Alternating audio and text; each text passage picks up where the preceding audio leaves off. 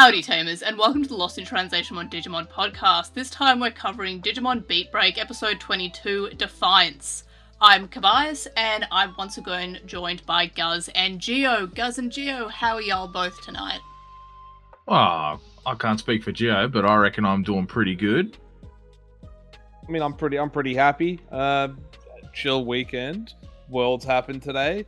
None of my stuff got banned, so I'm happy as Larry. I'm always safe. I'm always safe from the ban lists. The secret to being safe from ban list is play green, and there's like a really high chance that you will not be touched. That's a lie. Yes. That is a lie. There were so many green cards that were hit in the early days of Digimon. Yeah, I know. If you want to avoid a ban, yeah, that's why I said. If you want to avoid a ban, you play black. Because all that got hit was parabolic junk. That's Good point. Yeah, but wait, wasn't one of the Dorus that got hit black? Yeah, but we can't use it, and it should be unbanned. Yeah. To be fair, all that's been like hit for green are just kind of like, Argomon, Blossomon, HPD, and the green plugin for Sakuya. In terms of mono green, but the green plugin for Sakuya. Hootie. No, but Hootie itself hasn't been hit. A yellow-black card has. And also, the worst color to play if you want to avoid a ban list is purple. Because I mean, I've only been playing since 2024, and I don't think a purple card has ever, been safe. Every ban list has been, just purple cards for me. Okay, cool. Yeah. But, I agree. Yeah, it's one of those things, but speaking of getting hit, you know what got hit today? Mr. Right, was it Naito? Naito getting that nice slap to his face. He should have been punched. As we hit into that. I agree. You know what? No. Do you know why? I know we've not even hit the synopsis part of this, but we're going to start anyway. A slap is inherently more disrespectful because they're not worth the effort of throwing a punch. Oh, fair. True. But in any case, before we do jump into our synopsis, a quick bit of update. It's regarding Digimon Super Rumble, and it currently has a Lilithmon jump quest for all players and an Omnimon for new players. So if you're playing Digimon Super Rumble, definitely check that out, because the jump quest basically means you just follow a bunch of steps and you get a free Lilithmon at the end that you get to keep, and same goes for the Omnimon, but the Omnimon is just for the new players. So just a bit of a heads up about that, because Digimon Super Rumble, still super good. I'm still playing it every day. Got to do those dailies. But I was going to also talk about the ban list in this housekeeping and update part, but we just did. So check. We did it, guys. Hell yeah, Lilithmon. I am so all over that. And isn't there a code that I should be using when I load up DSR? I'm pretty sure it's still active, but yes, there is. It's Translationmon without the vowels. So just Translationmon, but take out all the vowels. So it's Translationmon with no vowels. So, yeah. So just write out Translationmon, take out the vowels, that's the code. But in any case, a quick synopsis before we jump into this week's episode. So Haruko is ordered to assassinate Granite, so we're going straight into child murder in this episode. And she almost does by drowning him in his sleep. She's like, Siakomon, make a bubble of water and just press it over him, which is so much more aggressive than just the pillow to the face.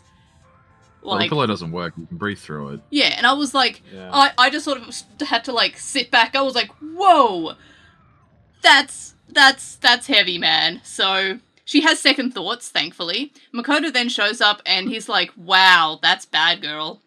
Then we have Naito and the water gym leader show up. Kyo challenges Naito while Haruko and Makoto fight the gym leader. However, they're not strong enough, so the rest of Glowing Dawn show up to bore the water gym leader with the power of friendship. That's legitimately what happened. She goes, wow, this is so boring. I'm allergic to your sentimental bullshit. I'm leaving. And she's so valid for that. She's like, I wanted a Digimon battle. Why are you power of friendshipping me? I'm outie. Legitimately that's what happens. Yep. And then the rest of the team head to give Kyo backup. Naito gets slapped, which is very much deserved. And he starts to have a bit of a tanty, but Kyo's like, how dare you disrespect my family, and murders Gigasmon. So, yay. Wow. Sort of murders. Turns him to a baby, and then So I thought Naito's teleporting was like part of Gigasmon, but since Gigasmon is a baby, I guess he can just teleport, so... Yeah, I don't know what that's about either. It could be Clay. Yeah. It could be like Clay giving him like teleporting sand abilities. I don't know. But in any case, that's it for the synopsis. Let's move on to discussions and decisions. Highlights. What are highlights this week? I mean, I feel like I know what Guz's is going to be, and like I don't want to then say it because unfortunately it is also a highlight for mine. So I'm just going to not and let Guz hopefully mention it. If he doesn't, then I will pull a Hokurodo and slap him across the face and be like, "How'd you miss this obviously awesome character?" What the one I've been frothing over since her goddamn reveal. Yeah, and also like before we started, like before we hit record. Guz was just like, oh man, the water gym leader though. True. Yeah, well, I mean, I was like, I need to remember her name because every time she comes on screen, it's just a mental blank for me, and I just start seeing stars and love hearts. Yeah. And I just had to quickly Google. Yeah, she's 18. It's fine. We're safe. I'm really glad that you had that we Googled that so we know. To be fair, how much sexy art is there of Nokia, and she's 17? Yeah, right? or like... You just gotta double check. Or Mireille, who is like... She's got... Her body is 16, but like mentally she's like in her 30s or something. Like, there's it's really weird. Yeah. Which art is this? Because I've only got the one where she looks like an adult, because the adult Mireille is the best No, Mireille. I know, but no, the actual body, the way she looks now, is her as... like, her body is 16 or something. Oh God. Even though she looks like that, but her mind is 36 because she had like some magic happen. Oh no, it's not magic. She just doesn't understand how time and space works. Yeah, mood. But yeah, or she understands it too well. It's one of the two. Really glad that the water gym leader is of age, just because like there's so many anime characters who look like adults, but then are just like, oh, that's this is the kid. She's like 15. Like that's creepy. Speaking of age, right? We had a very strange sort of revelation, I guess, of Hataruko being in college, and oh my God, now I'm forgetting everybody's freaking names. Makoto. Yeah, Makoto, we've been calling him 8 this entire time, and they had like a weird, like flirty first connection, and now I'm just, no, he's 10. Okay, cool. He's 10. Like he is a child. Yeah, okay, cool. No, I'm just making sure that I'm double checking. The first introduction was him thinking that she's beautiful, which that's not bad. Which isn't a huge like thing. Like kids will often see like someone older and consider them attractive. It's not like, I don't think it's flirty on her part. It's more like him saying, wow, she's beautiful, because it's a kid seeing like an older person. So like that is more realistic. Like I know when I was a kid, like if I saw like an older guy who was definitely like should and would not have interest in me being a child, you know, me thinking, wow, that person's so cute and so great, I want to marry them, and honestly wouldn't be appropriate for the person to return that, but it is completely normal for a kid to find an older person appealing, but it's only an issue when it's the reverse. That's the creepy part. I will say, just as a quick aside, because we are talking about anime ages, Kobe, since you are the master of Digimon, I try at least as far as me and Gio are concerned, you outclass us by a mile. Not true. Do you consider Wikimon.net a reliable source? Yes. Because it says here that Mireille, the Mireille we were just talking about, her age range is 24 to 26, as a reference from Decode. Oh, no, okay, so I got the age wrong. That's the age she is mentally, but from memory, her body is that of a 16-year-old. That's kind of crazy, because I've never seen a 16-year-old with boots like that. Oh my God. Rena. Yeah, she is also 16. Rena, the All Force Digimon Tamer, is also 16. Oh my God, we are so not even talking about this damn episode. No, okay, so let's talk about the child assassination. That was my highlight, not because of, I just was like, wow, BeatBreak continues to have the heavy subjects of... Yeah, like this poor kid has pretty bad PTSD, and we're just gonna try to assassinate him in the first minute of the episode. Yeah, just Yeah, I mean, I thought it was pretty metal. Yeah. So she's like, I want to do this painless ? I want to do this, in a nice way, I guess, was maybe her intention. Yeah, but he was struggling. She chose poorly. Yeah. Yeah. Like that's rough. Like, jeez. Yeah. And like that, I guess that seeing him struggle to breathe gave her second thoughts, and so she chose not to murder him, which is good going. Yay. Oh my god, sorry, Rena's 14. Oh, she's 14. Oh, no. It's even worse. Yes. 14. This is even worse. Yeah, it's not good. No. At least you can kind of like. There's always that weird argument, which I personally don't agree with. A lot of people say, "Oh, 16 is still legal." I still think it's creepy. Yeah, no, it's like creepy. I still. Oh, yeah, it's sure it's legal, but it gray area, but also still I find the best policies, like, if just anything that ends with the word teen in terms of age is just a no-go zone, bro. Like, it's pretty much. Oh, I mean, and like, yeah, like, don't get me wrong, I know like the arguments. I had to like educate a few classrooms around all that kind of stuff, how our law system is. It's not, they're not an easy conversation, but like when someone then tries to either justify it or then worse, think it's too high. Oh god, I've had those conversations. It's not cool. But moving on. Moral of the story: check the wiki. Check the wiki before you check other websites. Yeah, I mean, exactly. Also, like, I mean, for me, I'm approaching an age where early 20s is too young for me. Yeah, true. Like, I don't have anything in common with someone in their early 20s. Like, what's even that quick math thing? That's like half your age plus 7. It's half your age plus 7. So I'm 32, so that's 24. Which, honestly, like, I feel like that is that's still too young for me. Yeah. Like, I don't know. Like, in any case, give me 7 years older, and I'm like, hello. Like, in any case, Digimon. Also, another highlight. Yes. I was just It wasn't just Sakai Honoka. Yeah. If I'm even getting close to pronouncing that correctly. I'm so proud of you. You're trying. It was actually the Marine Chimeramon. Oh, that's actually one of my lowlights. Can you guess why? Because he was flying. Yeah. Why? As soon as I saw that, I'm like, I was like, Siakamon, I will forgive for like floating, because I'm like, whatever. You have no thoughts. You have no thoughts, Siakamon. You are just sort of like floating because there's nothing there. You're like a balloon. That's totally fine. But when it's Marine Chimeramon, I'm just like, why are you flying? She is riding you like a dragon. You are a fish.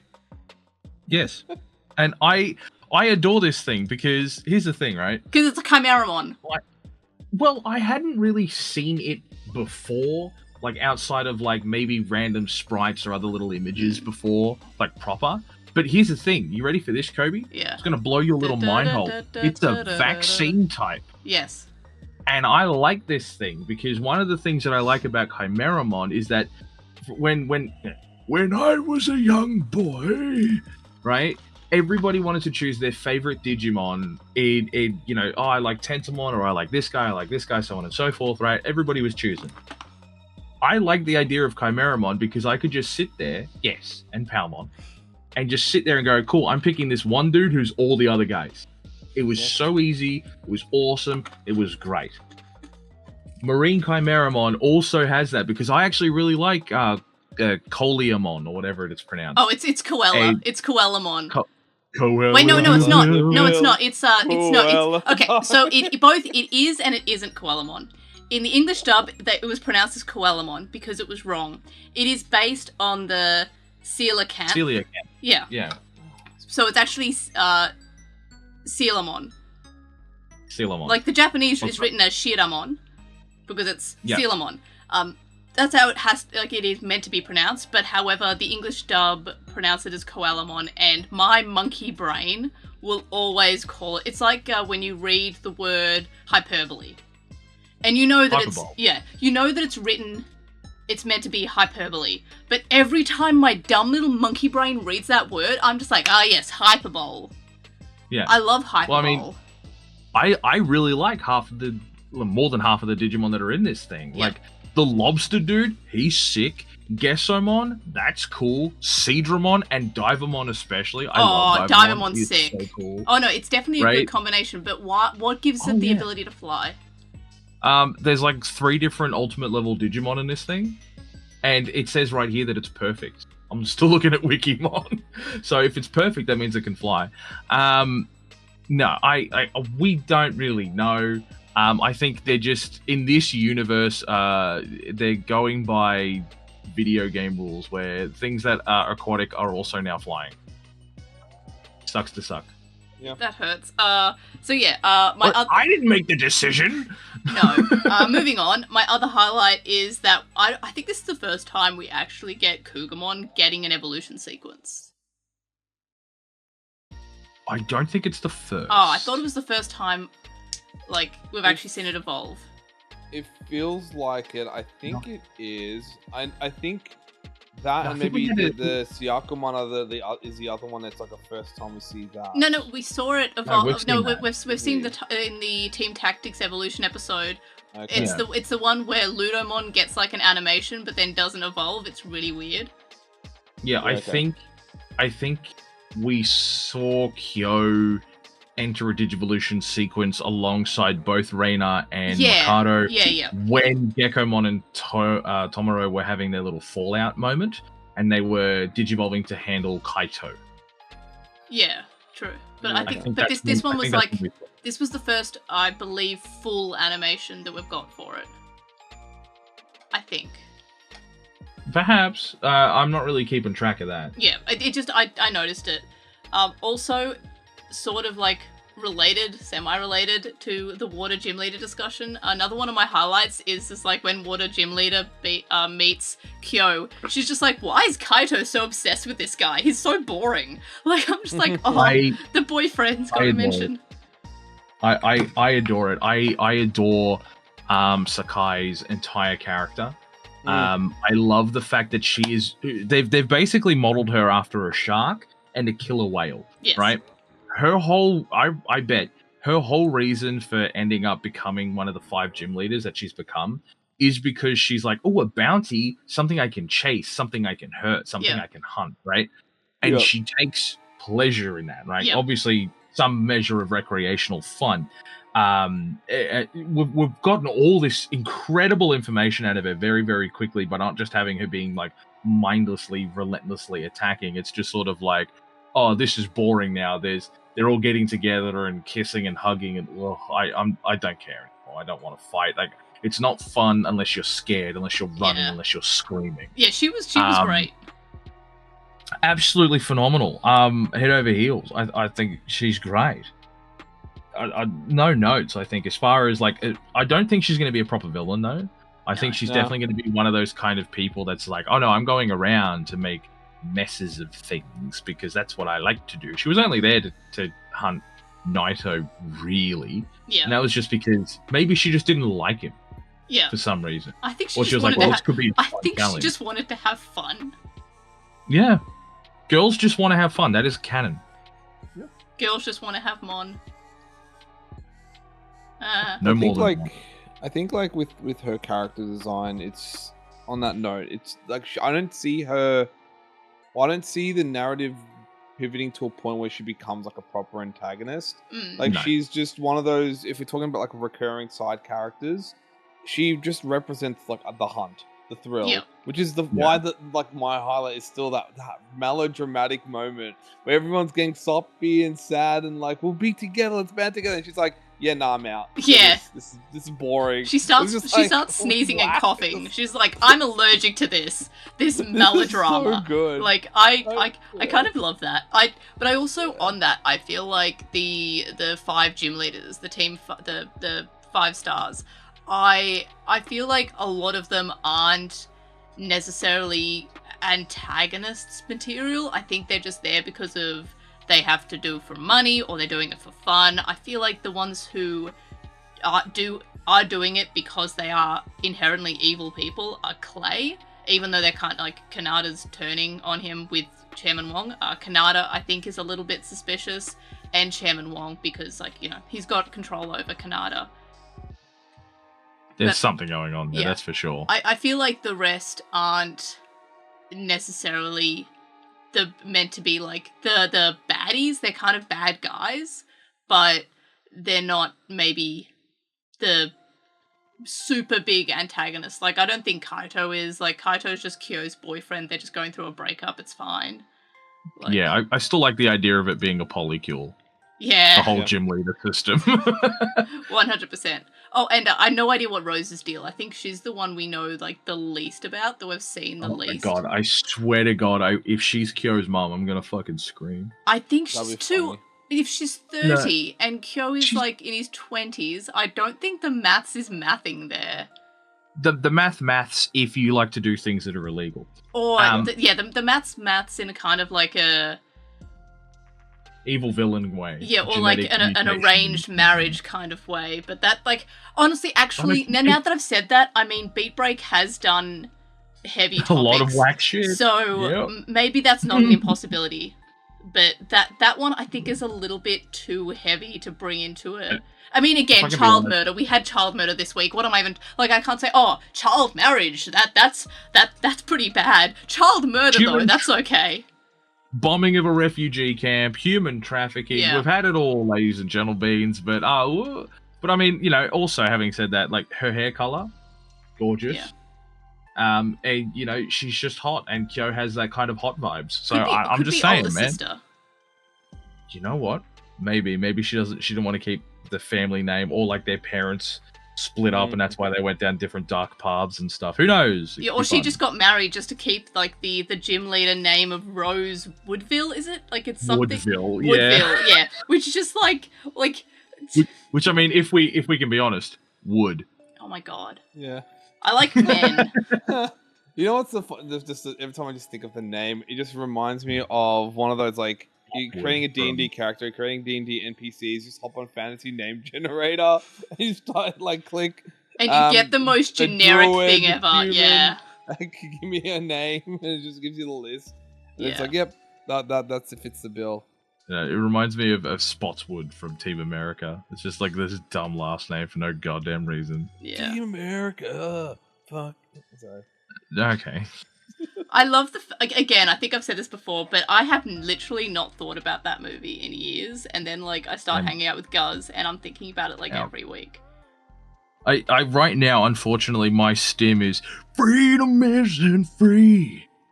Just singing that song over and over again. Anyway, do we have... My stim is like, hello, my name is Alda Gio. You know what? No, you know what mine is?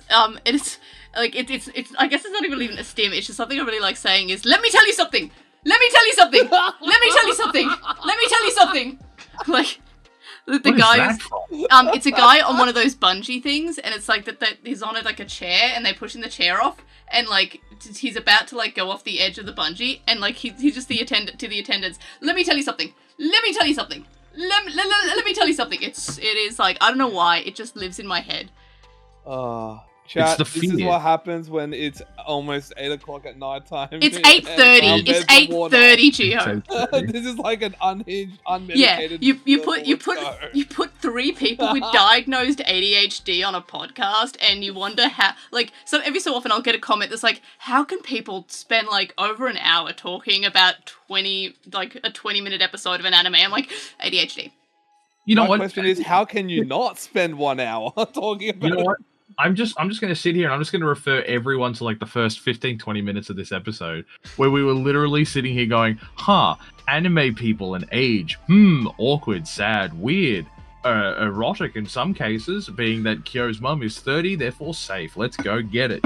Like, we were wildly distracted. We haven't even got to Gio's highlights yet. Yeah, Gio, please inform us of your highlights this week. I'm not done. Oh, you're not done. Okay. My Marine Chimera one was awesome. Gekomon did the Kekeke thing, and it was great. I don't know how Naito can teleport, but I'm very glad that he got slapped. And I stand by my previous comment that it was more disrespectful that he got slapped than what he got punched, because it takes more. You know what? Valid. I'll concede that. Worth it. And I also really like that moody little Siako bitch decided to actually calm down and realize that beefing with a 10-year-old was dumb. I'm so glad. Like, I'm so proud of her. So like, I'm glad it wasn't like a stupidly quick turnaround, but she was just like, you know what? Yeah, fuck it. That was dumb. It's like, you know what? Thank you. Oh, that reminds me. I do have another highlight. I'm glad they're not going to be just joining Glowing Dawn. They're going to go on their own adventure and still be their own. They're still going to be Team 7. They're just going to find Raito, and they're going to keep that team intact. And I'm so glad, because I don't want them to join Glowing Dawn. I like them separately. I don't want to have like this huge cast of characters for Glowing Dawn, because that will take away their own character arcs. I don't think we have enough in the runtime for it. No, and like I really hope that we get like everyone to get like their story arcs, their evolution episodes, and actually spend some time on that. And if they added 2 or 3 people to the main cast, I don't think they'd be able to do that in a good way. So I'm really glad that they're not joining the team. They're still going to exist. They're going to come back. I'm confident that they will appear again, but that they're just not going to be like, you know, in every episode, which is good. Yes. Anyway, I agree. Can we go to Gio's highlights now? I don't know, can we, Gio? Can we? I think we can. Let's try this. Alright, so aside from obviously the one with the whole being the sneezing scene and the melodramatic moment, I just thought that was just that was comedy gold. It just came out of nowhere. I wasn't like expecting, and I guess it's a testimony to Digimon BeatBreak, how they tend to like what's the phrase? It's subvert expectations. Subvert tropes, subvert the expectations. Exactly, thank you. And it just we've had every time we've had that moment of camaraderie and the melodramaticness and the moment and the emotions. It's always happened, and we've just seen the full completion of it. And this is just like, yeah, nah, I'm done, I'm out. Let's go. It's like, this is a vibe. I agree. Sick. Let's move on. Where's Kyo at? You know why? I reckon it's because Sakai grew up watching Sailor Moon, and she was like, ugh, I love the outfits, but the friendship thing is dumb. Yeah, the power of friendship. Honestly, I vibe with it. Like, I often complain about when there's power of friendship, like in an episode of Digimon, when I'm just like, yeah, sure, power of friendship can work sometimes, but sometimes I just really want to see a giant dragon beat up another giant dragon. Mood. And I want fish not to fly. A good dragon and a bad dragon walk into a bar. Hey now. Hey now. Oh god. Oh hey god. Now. Okay. You know what Dragonborn isn't walking into a bar. This is just a nod to our D&D campaign. I'm already triggered. I thought you were going to make a drag queen joke. I want to see how this goes. No, I'm already triggered, Gio. You can be quiet. I'm gonna slash your damn tires, boy. Pull that aside. Put you back in the dungeon. Another highlight is I do like what this hint doing with Kyo in terms of when he's starting to take the fight seriously again. We're starting to see more and more of that. Who's Kyo the Golden? When he's starting to like, actually, I'm gonna now invest some power, and then you see he just 2-taps Gigastramon. It was like kind of a low diff scenario. Like it's interesting because it makes me wonder, and this is when we go into predictions, about what is Kyo's true ultimate power, and with him and Murasamemon. I can't pronounce the name. Murasamemon. Murasamemon. Thank you. It's the sword. Yeah. Yes. The power of the friendship sword. Done. Power of friendship and family. Dominic Toretto will be happy. Yeah. No, he wouldn't. He's in space right now. I don't know. I haven't seen Fast and the Furious. I just know they go to space. And family is everything. I think. Yeah. But yeah, no. Other than those two scenes, show was okay. Wasn't like, oh my gosh, I'm grasping at the straws, but it wasn't bad either. It was all right. So yeah, it was good on the high. It was definitely a bit of foreplay for. It was setting up the next episode because that preview. I'm pumped. Yeah, it was one of those situations where like I was just like, oh, why can't it be next week? This week. You know what? Yep. I'm actually glad that they didn't give us this episode and then take the week off. Yeah, valid. You know what I mean? If they took the week off and we got this episode, it's like, oh, this was fun. We got to meet we got to meet Sakai proper. Like, the team got to meet her. It wasn't just cool, the meeting of the 5 heads or whatever. Yep. And then we get to see Marine Chimeramon actually do something, which was sick. I really loved that.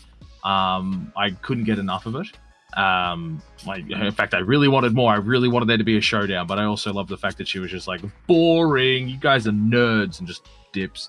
That's equally hilarious to me. That is so good. But like, if they had left us with this cliffhanger and then just been like, all right, we'll see you in 2 weeks, I would die. Rioted. I would die. Rioted. Yes. I would have traveled to Digimon Worlds and I would have found the nearest Bandai representative and been like, Toei. I know you don't know what I'm saying, but give me an episode, goddammit. You mean Toei? I just don't think you understand. I don't care. Good point.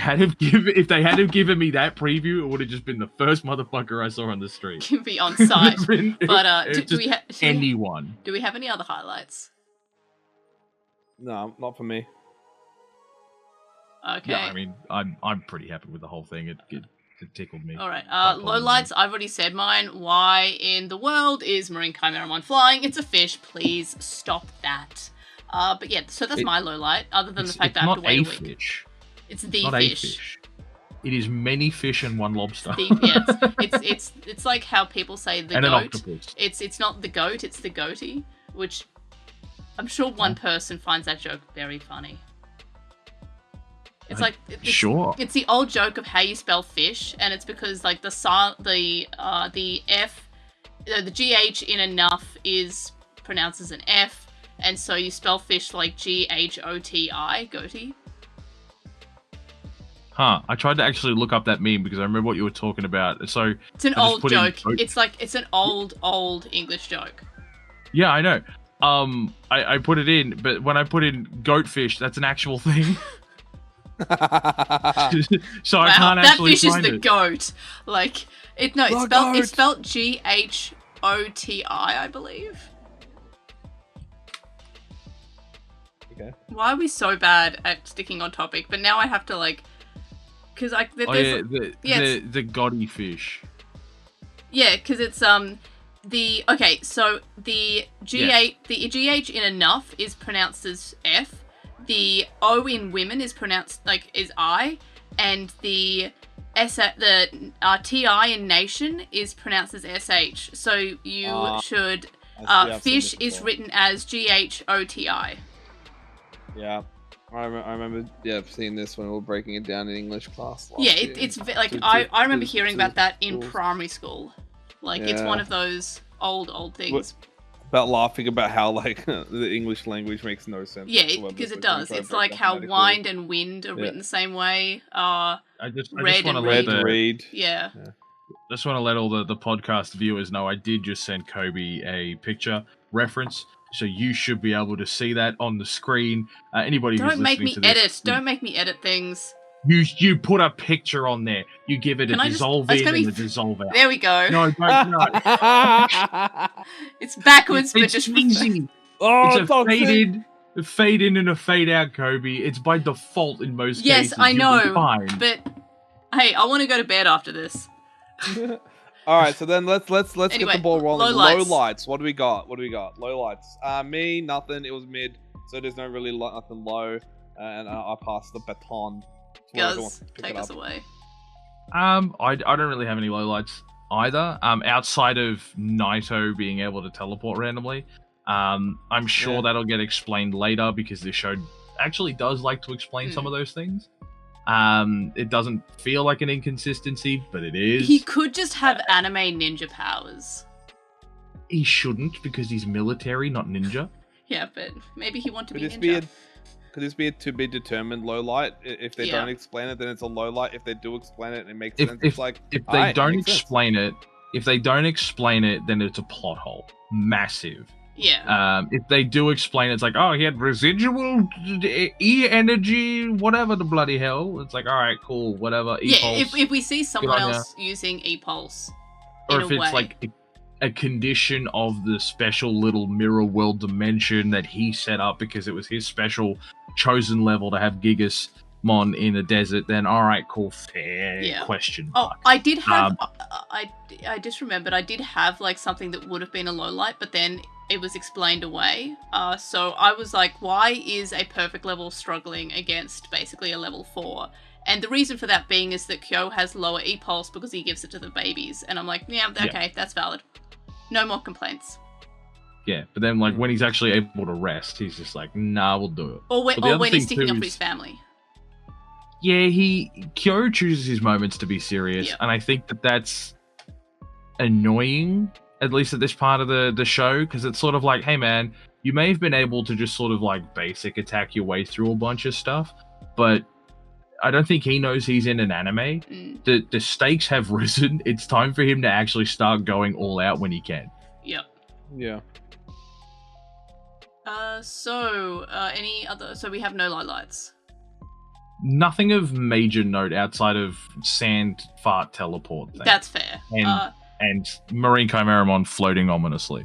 Okay, so favorite character. I was going to choose the water gym leader, but I know that Guz is going to choose her, so I chose Siakumon because there's no thoughts in that head, and I love every shot of Siakumon was so precious. Like I'm just like no notes. Like I love this little clam. I mean, Siako did have thoughts. Siako was like, "Hey, listen, I was just following the leader before, but like, are you okay, bro?" Yeah. Like I love that so much. But so who's your favorite character, Geo? Yeah, it's hard because I definitely do want to say the water gym leader too. Well, do it. See, it's hard. It's hard because like to be fair, it feels like she sort of just stole the show. She did. Like, you know what I mean? Like she came in, she had a moment that like it was great, and then she just walks off center stage at her own beat. If we want to go like down the whole, she's following the beat of her own drum. BeatBreak? What? Yeah, I don't know. Just it's hard to like pinpoint anyone else. Everyone just feels like second fiddle to what she was accomplishing. Yeah, completely valid. She stole the show. Yeah. And Guz, do I even have to ask? Yeah. Well, I'm choosing 2 characters, so you can suck an egg. Oh, suck a Sapotama. Yep, suck a whole egg-shaped iPhone. It's actually going to be both Sakai, Honaka, and Marine Chimeramon. I was actually a big fan of both of them. Yeah, fair. Marine Chimeramon made me actually really appreciate that Digimon, and I think it's not actually gotten a lot of screen time or any kind of like appreciation time. Like it's only got 1 card in the TCG. Yeah. And I think actually being able to see it move and attack and just fly.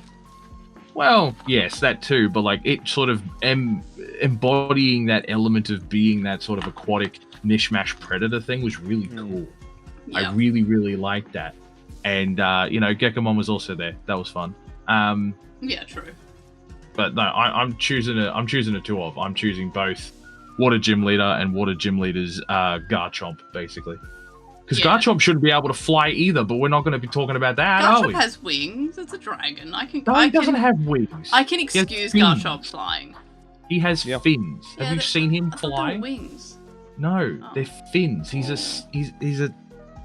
sand shark. Dragon. That's the joke. Okay. Okay. No further questions. So rating out of 5. I've given too many of these 5s, but I'm gonna give it a 5. I don't know. They had me at child assassination attempt. Like. Oh, that's funny. Like, I'm sorry. All right, so ladies and gentlemen, and everything, the way to get a 5 rating from Kobe: attempt to assassinate kids. That sounds so bad. I'm sorry. You want to get a 5 out of 5 in your next movie or episode? Introduce assassination of the kiddies. No, all you need to I mean it was more than that. Like I also really like, again, Sakai's character's really like funny and really cool. Like I like the fact that she was like, I just wanted a Digimon battle. This is boring. I'm leaving. Like I love that so much. Such a mood. Yeah. Such a mood, dude. So Guz, what's your rating? I mean, episode in a vacuum, very mid. I'll be honest, like I'll check my biases at the front door. Do you know what I mean? I think that as far as a standalone episode goes, this would be terrible. But because it has to deal with like this emotional endpoint, right? This is really more of a cleanup episode, if we're being honest, of the previous Team Tactics arc, if you will. Before we get into like the post arc of that, which is obviously going to be Clay, right? We've got to take out the boss. We've taken out the grunts. We've got to continue this escalation. And so I think that, you know, enjoying some of this more, you know, individual growth, Granite being able to use Teoludimon. We got the Digivolution off screen, which was awesome because that would have eaten to the runtime, and I didn't want to see that. They didn't give him the QR codes. They just gave him like noughts and crosses. But you know what? That's fine. I don't think the detail of a QR code in this animation would have absolutely blown out the production time. Keep the squares. I'm not upset about that, and I think we'll all probably just give that the nod of, yeah, you can take that cheat. I don't really have too many complaints. I think that I'd probably give this about a 4 if we're going to allow, and this is really more on me, more than you guys, you know, allowing us to talk to the intertextuality of the world that's already been established, that this had those really cool setup character moments where, you know, we meet Sakai proper as the team, where we're getting these emotional closes and this other type of development. I think, yeah, this is a good 4. Yep, I absolutely agree. It's probably more of a 3.8, 3.7, but like I really like the water chicken, the dog. Yeah. I totally valid. And Gio, your ranking? It's on the same vein, but like in a vacuum, it's mid. But like we do have those. It's definitely a closing of a chapter type of episode.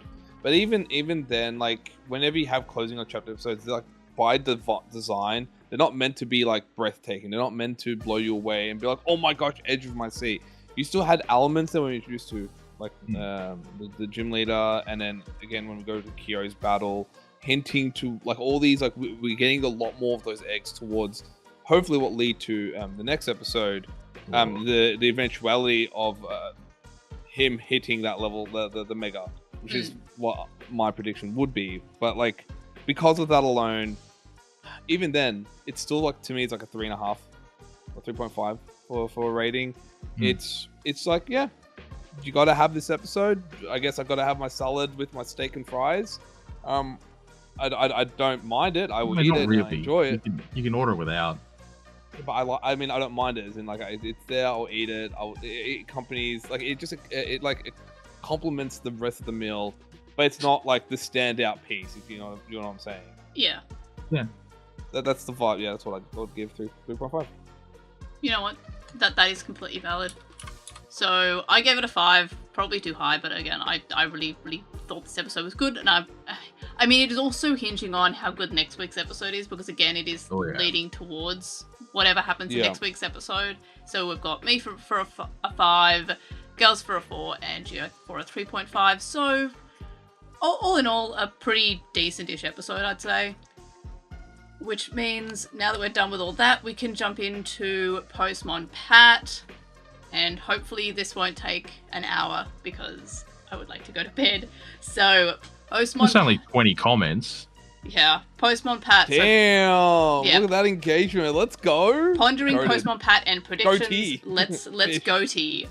So first we have Eduardo, who says, great Digivolution build-up and moment. They like how Naito was making Granite almost go cold hard himself due to overusing the E-Pulse to act as a living shield, only for it to turn around by the Digivolution to freeze Naito's Digimon's arm off as a poetic payback. Oh, absolutely. Speaking of cold heart, since Clay's Digimon destroyed the base, and the heroes had to flee quickly to survive, that means those cold-hearted victims in the arena basement are surely dead. And yeah, that is a good point there. This show... it's pretty heavy.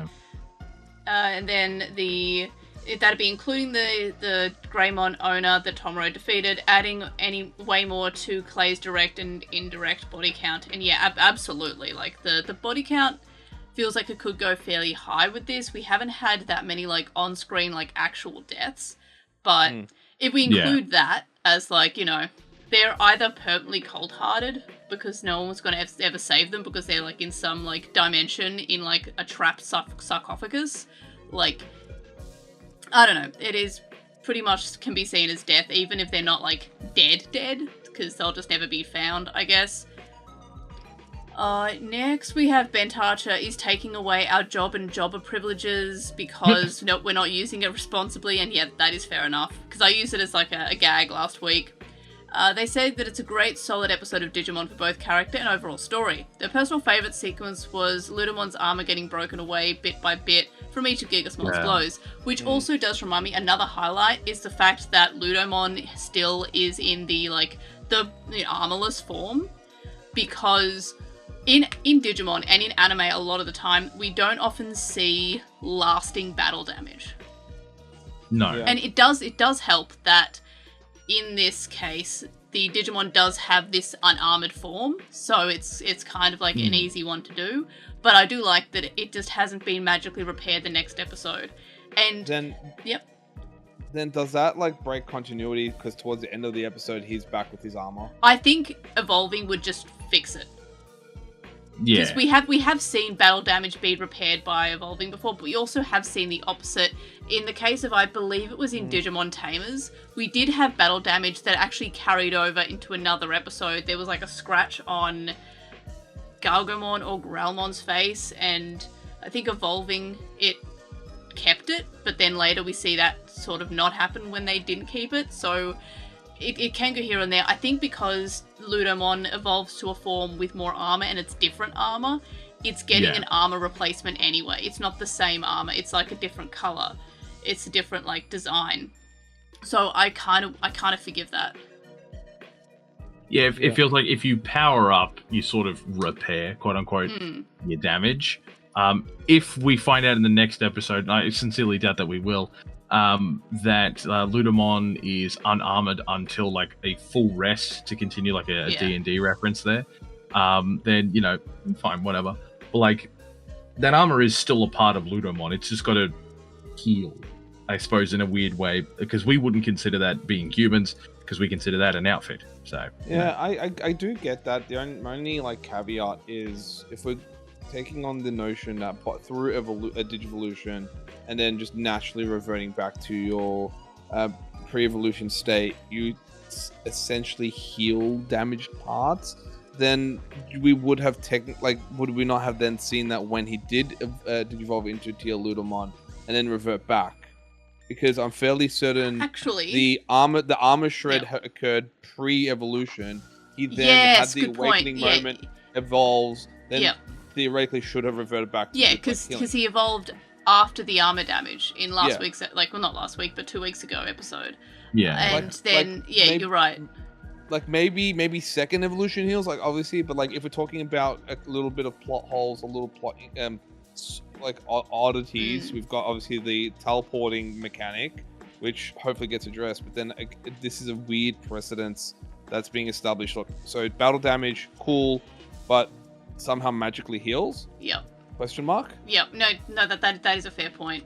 Because we did see him evolve and then he kept the battle damage, but I still like it. I like the little. I'm glad that they're using the unarmored form. Back to the comment from Benta Archer. They said their personal favorite sequence. Oh, sorry, they already read that part. While they're sure that everyone from Team Tactics was given away a Glowing Dawn application from Kyo on their way out, they feel kind of like that it's going to be granted hanging out, but not on the team. And yeah, that's basically what happens. Hachiruko going into business for herself as a cleaner. I guess that could happen, but I think they're staying as like their own team. Anyway, they go on to say, on the topic of redemption for Team Tactics, they're curious if it'll be a shonen standards of I'm sorry I was mean to you, or they'll acknowledge the horrible things that they did. Hey, remember when y'all were okay with selling people, even children, into slavery? What was the deal with that? What do you think? And I mean, I feel like this is kind of them being redeemed. Like Hachiruko's kind of like not wanting to murder a child, which is cool. Like I'm proud of her. I think they kind of, this is probably a little bit of a brushing it off, where it took on the line from Naito saying, what's the rule? And the rule was you don't disobey orders. So like you can then theoretically take that moment and just establish that all their hard troubles, all the mistakes that they're making were just because they were under such direct orders that if they mess up, they had a lot they could lose. in this case for Hodoroko, no funding, massive debts. Yeah. And that's probably how they're trying to brush off the horrors that technically Team Tactics were part of. Am I a fan of it? Not necessarily, because it does like dismiss some of the horrific things. Like, she was tasked to assassinate a kid. Like, come on, like potentially multiple, because we don't know what else happens in all the other shenanigans that they've done that we haven't seen. We know they've been there for a while. Like, obviously, when we take from Raito's instance in the previous episode, and this was like one of my biggest highlights, when he had like that kind of manic, mad moment of like, I did this, I'm a genius, look at all the damage I've caused. But the way they animated his face with the facial emotions clearly showed that he was troubled, that he wasn't happy with this, that he's like devastated by it, and that was beautiful. You kind of get that same thing with Hodoroko, but like, I don't know. I don't know what they could technically do for a redemption. Perhaps that's what this is now, is they are on their journey of redemption, find Raito, and then hopefully make amends for the hardship. That's the only plausible way, but no, realistically, a lot of things has definitely been brushed off as, oh yeah, don't worry about it, you're good. Yeah, I absolutely, next comment is Rexblade, who says that they absolutely love how the show has been handling character foils as a whole, and specifically tactics. Granite and Reina are both childhood trauma victims, and their partners are both militarized stuffed animals. Reina grew up fast because she was abandoned, and Granite couldn't move past the moment Ludamon was born and didn't digivolve until seeing the world outside that moment. Makoto is on his second fall of the show already. Hodoroko's father was in the same position Makoto was, and choosing to give up a child for the life of luxury. So Makoto chose Chirrupmon. Chirurko is an entirely different situation. Makoto has his life of luxury for Chirrupmon. Hodoroko is providing for a family, working for tactics. It isn't a life of luxury in the line, it's her family's well-being. And then there's Raito. He's a reproductive genius. He can reproduce anything he's seen once before. He excelled in a structural environment with rules and answers, but he's crashing and burning outside of it. Tomoru's e-pulse made it impossible for him to fit in there, but he thrives as a cleaner. While it is a much smaller scale personal issue than the bombing of refugees and slave trafficking in the rest of the show, they like the fact that Raito is just as dangerous as the other threats, if not more so because of the inherent power of having a Digimon. And I think it's also, in addition to what the commenter is saying, that it's also Raito's instability of his own emotions. Yes. Yep. That which is repressed and unaddressed. Yep. Like, I think a lot of these characters need a bit of therapy. A bit? A bit of, like, a little bit of therapy as a treat. Like, just a little nibble of therapy. Like, maybe. Just get that mental health plan, 10 sessions for free. Yeah. They need to be put on a mental health plan and get those 10 free sessions. And then they finish off to say they haven't had as much development, but last week's episode really put the differences between Kyo and Naito on full display. Kyo constantly drains himself to take care of former enemies, while Naito will sacrifice an ally just for a little bit more power. And yeah, we basically saw that even more this week, which is really great. Yeah. Well, we saw him say it. He wasn't able to do it because Haruko was just like, nubbish. Next we have there's so much packed into the episode that it was discreetly unsaid. I didn't even say who said it. Wanyamon says there's so much packed into this episode that is discreetly unsaid. The biggest being is that Digimon are a reflection of their owners, then Ludamon's will to live aligned with Granite's will to live. That is deep in his heart and he can't admit at the moment. Or is Ludamon an independent being to Granite and has desires and will of their own? I think both are true. And yeah, I feel like that's absolutely the case. Ludamon definitely has his own drive, but at the same time, I feel like the evolution happened because their wills to live both aligned at that time, because Ludamon is having his own emotions. We had like so many shots of him like watching Granite suffer, and he wanted to save Granite, but he also wanted to live himself. And because Granite realized that he wanted to live, because they both had their desires lining up, they were able to evolve, which is kind of what happened, I think, but it's pretty cool. I also think it's really cool that Wanyamon came all the way from the Rinzo down to the YouTube comment section. Thank you, bud. Yeah. I love the baby Digimon in Narinso. I'm so glad that they returned to Narinso and it wasn't just a one-off like filler episode. Like, I'm really glad that place gets to exist in the actual plot. That's cool.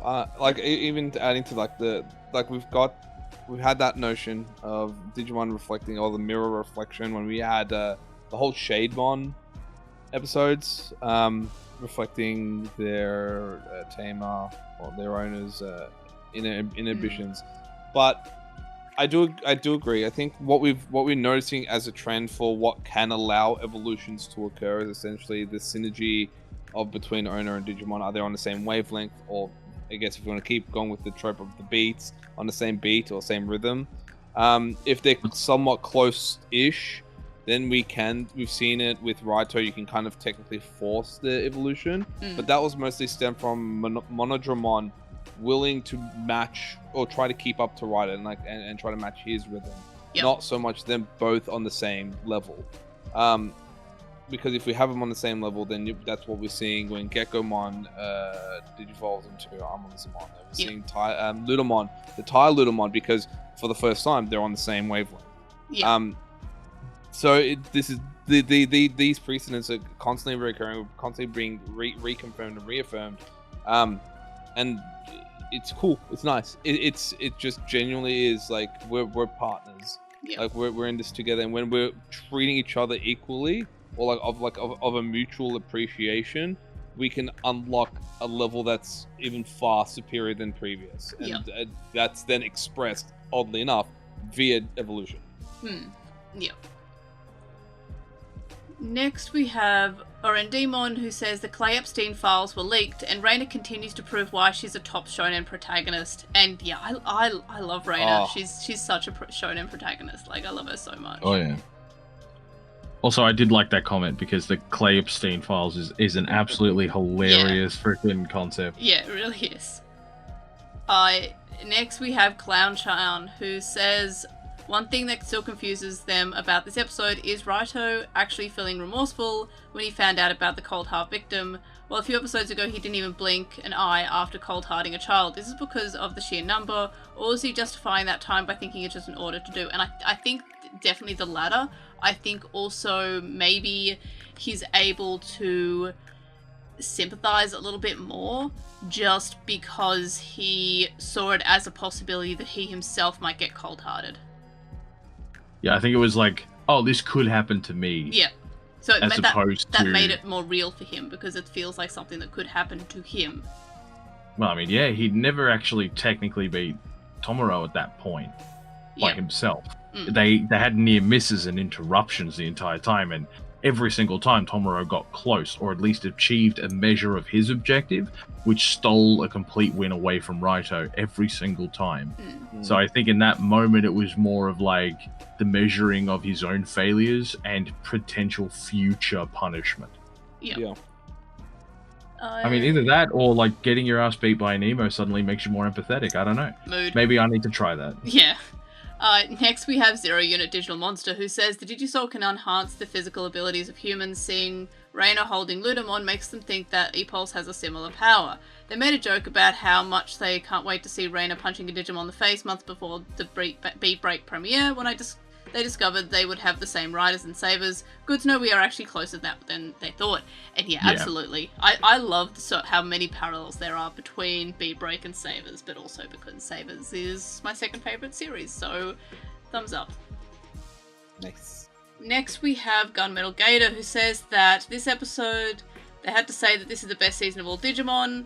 No one's early run comes close to Digimon 02 with Digimon Emperor arc, but this season did it. So much good quality characters. Reina did the most Masaru thing they've seen, and they did feel, absolutely, she's so Masaru, and it feels like this is Yoshino done right here. Yeah, she's a great combination between Yoshino and Masaru, but more so Masaru. Actually, more like Masaru and Eri from Atmon, I guess. But yeah, very cool. They were crying so much for Granite this episode, as he was giving his all to protect his commander when it's the most abusive relationship one can have, when Naito could have easily been part of the warring faction that ended this village.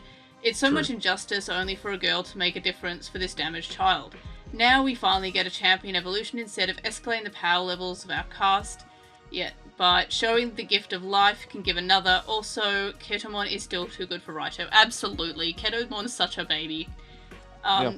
After Pokemon Day this year, yeah, Digimon has their intention from now on.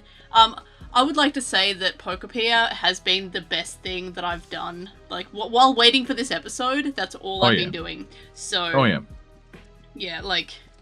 Also, I'm choosing both Geckos, both Geckomon and Gekwa. I see your comment, Gunmetal Gamer. Oh, yeah. I'm sorry to disappoint, but I'm look at me. It's both. Look at me. I'm choosing both.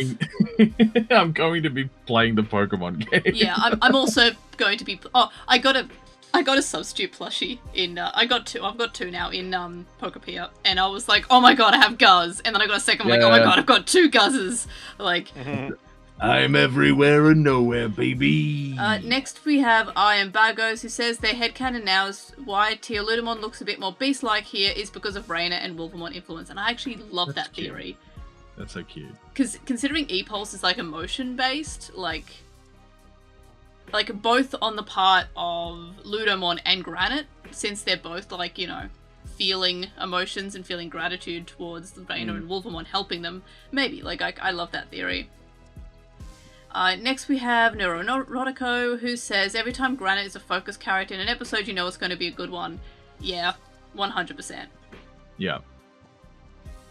Also, Granite's had such a bad time. Like, one, refugee camp, PTSD. Second, also was attempted to be murdered today. Yeah. God, I really hope the writers aren't racist. Yeah, like, poor guy is having a terrible time for, like, 13 years he's been alive. Or 12 or whatever it is this week. You know what, let me check while you keep reading the comments. Yeah. Next we have Rolf Dillon, who says that, so the government locked up the parents after Tomoro was blowing up school equipment with his E-Pulse. It could be that they took the blame for it, and his brother had to move because they were looking for Tomoro after that. And yeah, that's a good theory. Next we have Izzy Man, who says, so what role do you think Tactics Team 7 will have after this arc?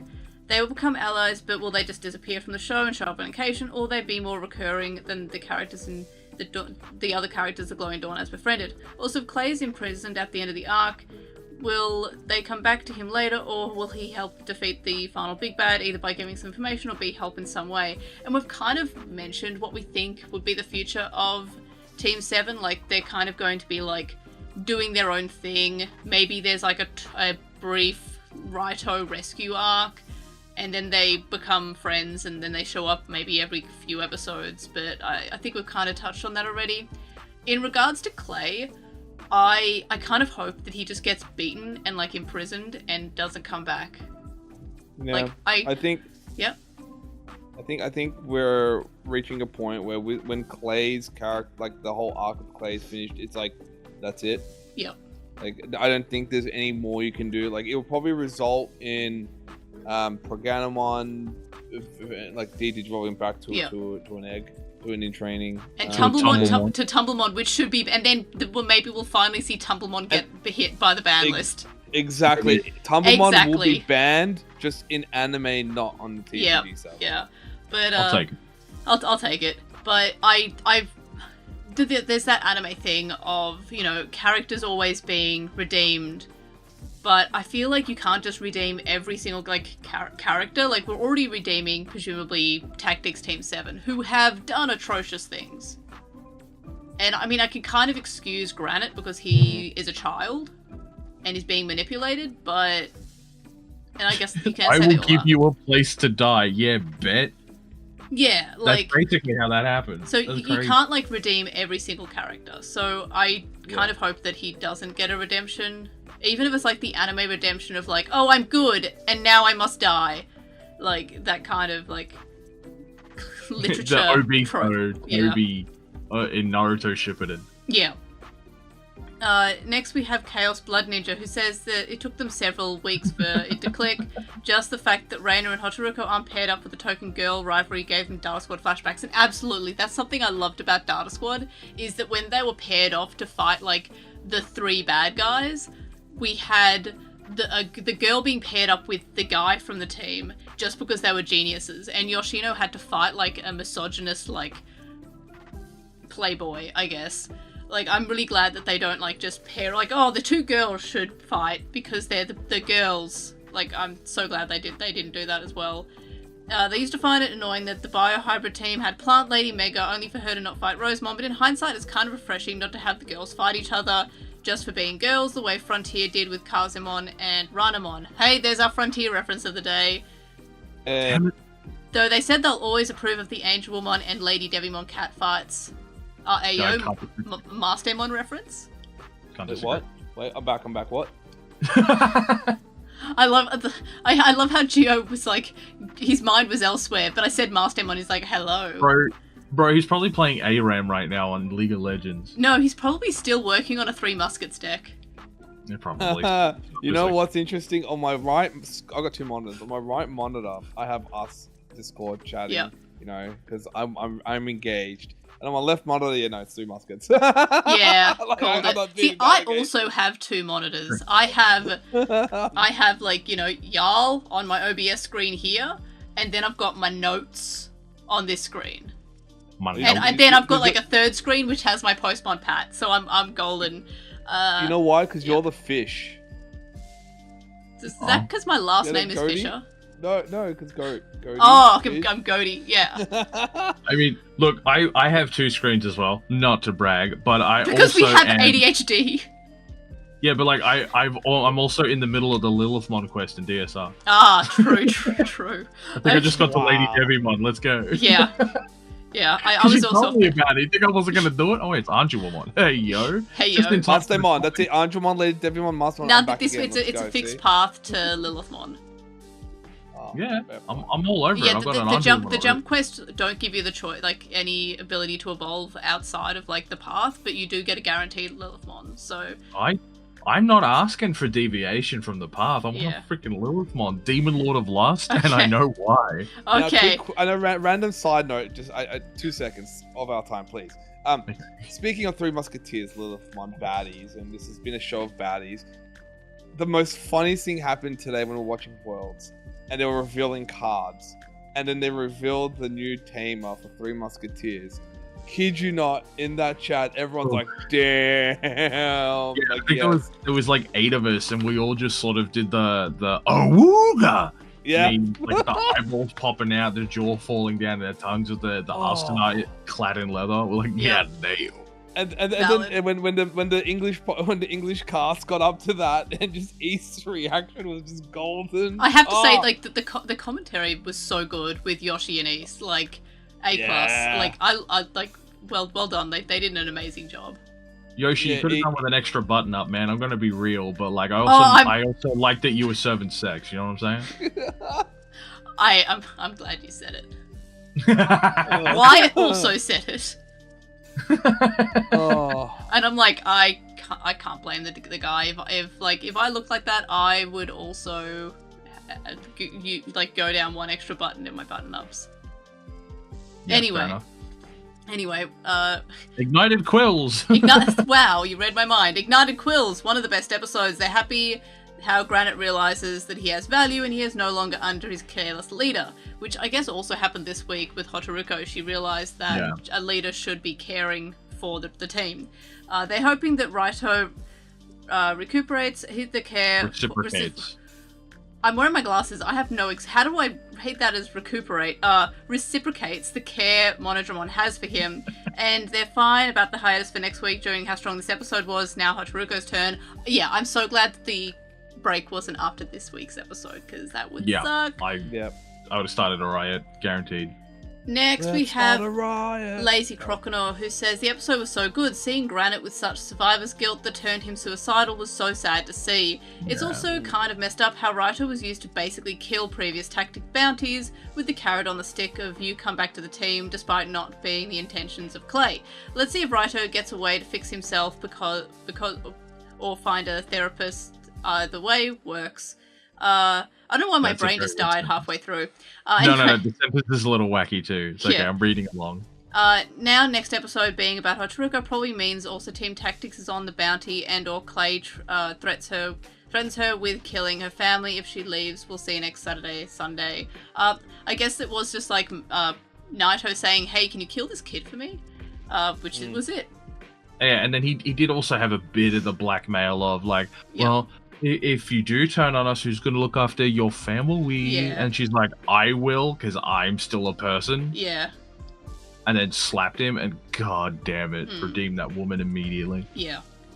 Next we have Magellan, who says, now that we're witnessing the fall of Clay's criminal empire, what predictions do you all have for the motivations and ongoing activities for the other 5-star members we haven't seen much of, namely Kaito, Honoka, and Rose?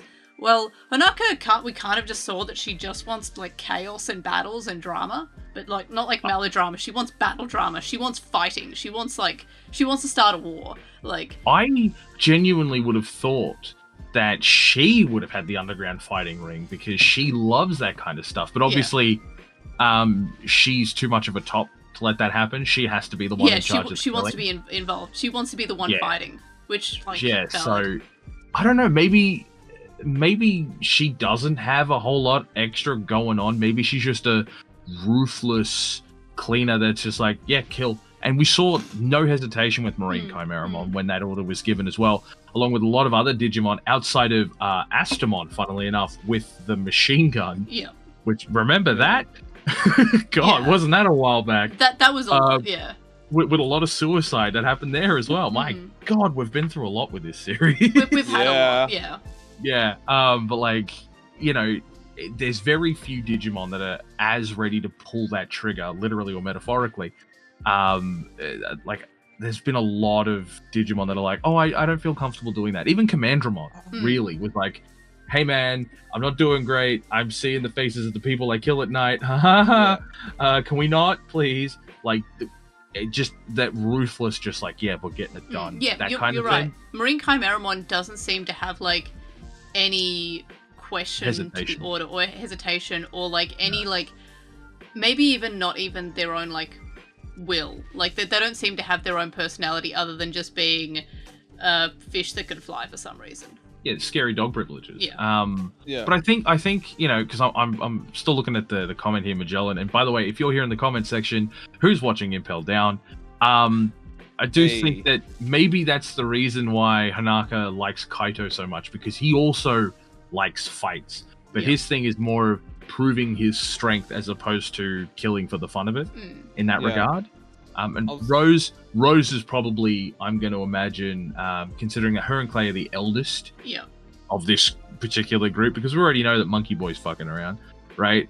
They're probably the ones that are settling in with Empire adjacent things. I could see her doing fashion and perfume and some sort of poison ivy adjacent, you know, manipulation through pheromones and plants and what have you. Like, it doesn't have to be that, but I can see that. Yeah, like the younger ones wanting basically just like, they're just there to fight, and the older ones are kind of just there for the financial benefit of it. Yeah, there's something more that they're able to get from it, because the impulsivity between Kaito and Hanaka is just so raw. Yeah.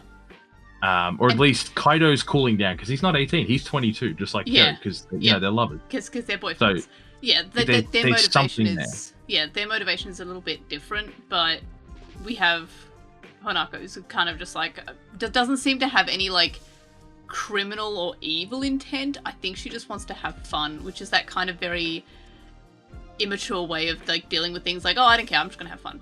Like, to be fair, if you could fly around on a giant fish, actual chimera thing that can shoot water laser beams, true. It is a thing. That is for sure. I don't know. I just want to make friends with it. I just want to make friends with the Digimon. Like, yeah, I'd probably kill a few for fun if I was flying around on that thing too. No, I just want to make friends. I just hang out with it and like, I don't know, maybe like we'll go swimming together. Like, I don't know. It would take one motherfucker for me to go, use Death Beam, and then when it happened, I'd be like, you know what? That's it. We're just using Death Beam. Like, no, for you, no, it's not Death Beam. It's Pandemonium Flame. You at the slightest inconvenience, like you. No, well, it's not my fault. Just don't piss me off. Oh, this person didn't let me in when I was wanted to merge lanes. No, I'm flying, bro. What are you talking about? I'm on the back of my fish that has the ability to fly. That person didn't do me the wave when I let them in. Oh, time for the death beam! Like, Yeah, why not? Valid. Blow up a bridge and be like, all right, get over that. Anyway, lastly, we have Kay Slutcliffe, who says the episode was so good, they're going crazy about the fact they have to wait for the next one. What? I didn't hear the Sutcliffe. I legitimately thought you said Kay Slutcliffe, and I was like, you what? No. Be nice. No. I'd be nice. Okay, be nice to my mouth then. I'm so sorry. I'm sorry. I'm so sorry. Okay, that was way worse, bro. But that is, we have officially hit the twilight zone of ADHD. Yeah, it's almost bedtime. Let's finish up. So they say that they hope Hotaruko goes with Glowing Dawn too. The editor add they wouldn't be surprised if they actually join Glowing Dawn for protection or stay and are in so for a while. Tactics won't simply let them leave. IMO probably, but they will get hunted like Harumi. And yeah, I guess we found out that they just kind of could quit, and Naito would just throw a tanty. I mean, we did also get the offhanded comment of like, yeah, most of them have been taken care of, my liege. Yeah. The king of the egg. I think she can only resign because it's the moment. I think in reality, if it wasn't a dire moment where team tactics are crumbling, the organization is falling and failing, and he's basically like emoting, trying to scrum any kind of I guess aura. As the youth would say. Oh but no, I think that's why she was able to resign, because in reality, I doubt it would have been that simple. We've already seen when they do fail, they get Raito got freaking absolutely off-screen belted, and thrown into the death ring. I think it was on-screen as well. I think it was just like, he got belted a little bit on-screen and then much more off-screen. Oh yeah. Oh yeah. Kick it is shitty. But yeah, so next week's episode is episode 23, The Power to Take. We've already kind of spoken a little bit about the preview, but like, the episode looks so good. We're going to fight Clay finally. Very quickly, you've gone through all the comments? Yes. Where's our One Piece bingo? We did. There is no One Piece Lazy bingo. Crocodile did not. We got one from Lazy Crocodile, but we didn't get One Piece bingo. All right. Cool. But anyway, episode 23, The Power to Take. Do we have any other predictions other than Clay being absolutely having his ass handed to him? First Mega. Yeah. First Mega? Oh, you mean from Clay? No. Nope.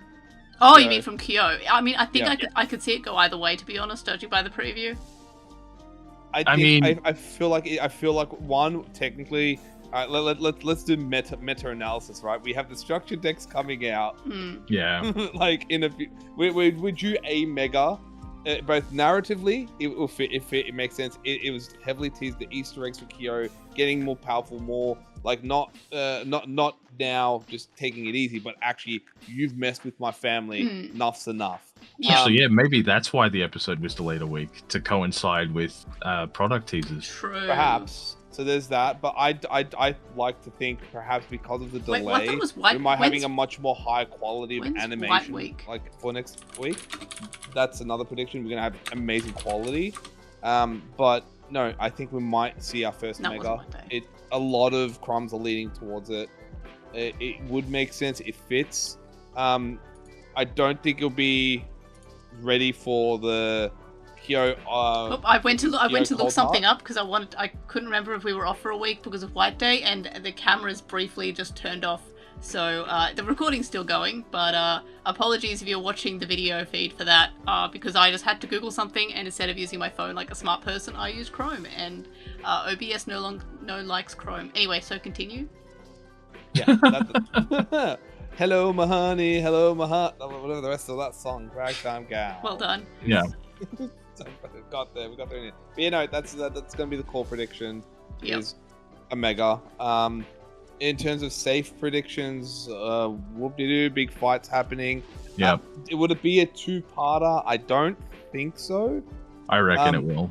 Yep. It could, but I just don't see, unless we have the two-parter be just like we had the today being a quote-unquote 2-3-parter of it. An introduction.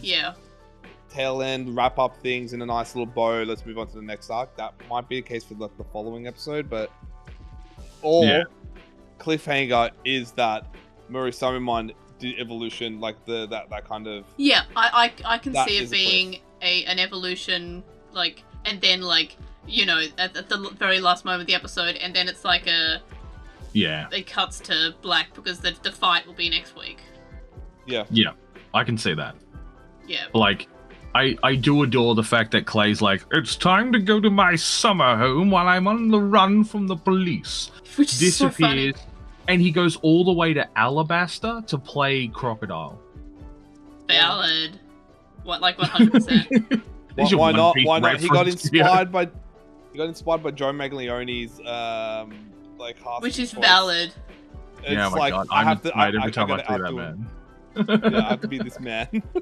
Like, God, it's going to be interesting because obviously Progranimon's going to have home field advantage, which is going to help him when he has to take on what looks like both Team Tactics and Glowing Dawn. Yeah. Which could just be funny edit, but I do actually think that they're probably going to have to team up to take down Clay. And who knows, maybe Monkey Boy will be somewhere in the background again, just throwing banana peels into the ring and just messing people up. And then, who knows, maybe then his Gokuamon will digivolve into the newly revealed card from the Shambhala set. Yeah, I mean, Guys, that would and with surprise his me too rocket much. launcher, which is crazy. He goes from a bow staff to like a couple of submachine guns to a rocket launcher, Digimon which is moment. just it is what it is. A monkey with a gun and a fun time. But like, genuinely, I'm just looking forward to a showdown. I'm looking forward to Clay getting that smile just smacked off of his head. Yeah, absolutely true. Because he's had such reckless confidence this entire time. He's just like, yeah, my shit don't stink. And you're like, bro, there are corpses on the ground. He's like, yeah, but you know what I said? Don't worry about it. No, it's all good. That's not my problem. You are having a problem with those corpses. Yeah. That's a you problem. It's like, you killed my family. It's like, okay, and you have a problem. It's still your problem. I don't know how it's got nothing to do with me. It's like, no, you killed me. No, I don't care. It's like, damn it, Clay, you need to understand that kidnapping and selling people is wrong, and murder and other god-awful heinous things. War crimes? Actual child soldiers? Which, for the record, when I said that, I meant it as a joke. I didn't realize that was going to be a real path that this show was going to take. That really happened. That's crazy. That is crazy behavior. But in any case, do we have any other predictions, or can I wrap this up and go to bed? Do you have any predictions, Kobe? Nah, my brain empty. I'm like Siakamon at the moment. Like, that there's nothing going on between here. Just bedtime. Siako was being really nice and thoughtful. I'm sorry, I'm not going to stand for that slander, and I don't even like that Digimon. Thoughtless, but also thoughtful at the same time. Which is me, in a nutshell. Just dumb of ass, big of heart. Yeah, pooed. But in any case, so thank you so much for listening / watching to this podcast. You can contact me and stay updated. You can leave me a comment on this episode on YouTube, join the conversation, and for a full list of ways to find the podcast across the internet, such as YouTube, TikTok, Twitch, and Twitter, head over to my Linktree, which is linktr.ee/LostinTranslationmon. If you enjoy the podcast or videos or even my posts online, you can show support by signing up on Patreon and get some cool rewards and help me get some milestones. And thank you to my current supporters on Patreon, Stephen Reeves, who is one of his support on Archive Roan, Kadawashi, Neobus, who says you to follow Chisa on Twitter at Chisa236, Lizmet, who is Lekman on Tumblr, Nicholas, Magnus, Lucas, Jason105, Patrick, Jason, Shelby, Diddlehazard on Twitch at TheDiddleHazard, Droppymon, Vmon, Tamer, Kasai, Big Bad, Beetleblog, Flavin, Bent Archer, Cappy, Cyber, and Voltic Helbert. You can also make a one-time donation on PayPal, which we found linked in the description. It's paypal.me/airdramon. You can also donate to me on my Coffee account, which is ko-fi.com/airdra. But in any case, thanks again to Guz and Gio for joining me on the podcast again.